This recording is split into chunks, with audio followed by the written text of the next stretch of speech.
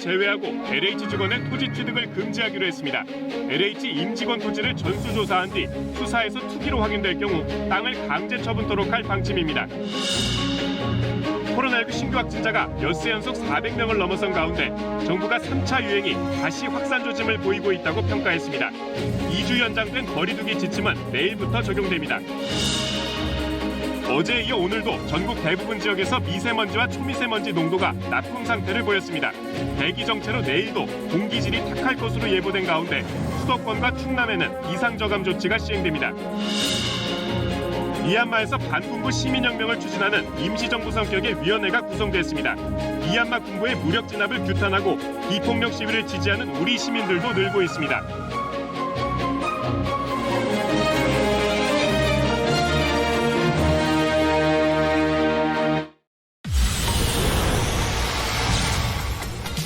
정부가 LH 투기 의혹 대상자에 대해 투기가 확인되면 강력한 처벌과 함께 땅을 강제 처분하겠다고 밝혔습니다. 또 LH 임직원들은 실사용 목적의 토지 취득을 금지하겠다고 밝혔습니다. 다음 달 재보선을 앞두고 SBS의 여론조사 결과 후보 단일화를 전제로 서울시장 선거 양자 대결에서 범야권 후보가 더 우세한 걸로 나타났습니다. 서울 유권자 5명 중 4명 가까이 LH 투기 의혹을 선거 변수로 꼽았습니다. 경기도 내 외국인 노동자 코로나 전수조사가 진행되면서 주말마다 검사소엔 노동자들이 한꺼번에 몰리고 있습니다.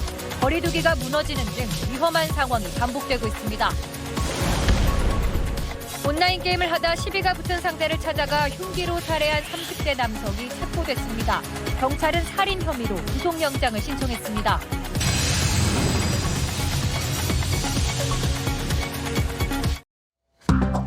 정부가 LH 후속 조치 관계장관 회의를 열고 LH 임직원의 경우 실사용 목적 외에 토지 취득을 금지하겠다고 밝혔습니다. 또 농지위원회를 신설해 농지 취득 과정을 엄격히 심사하기로 했습니다.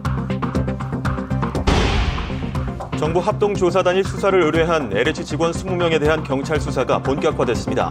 직원들의 휴대전화 분석 작업이 막바지에 이르면서 경찰 소환 조사도 조만간 이루어질 전망입니다. 더불어민주당 박영선 서울시장 후보가 3기 신도시 등 개발 예정 지역 토지 소유자에 대한 전수조사를 요청했습니다.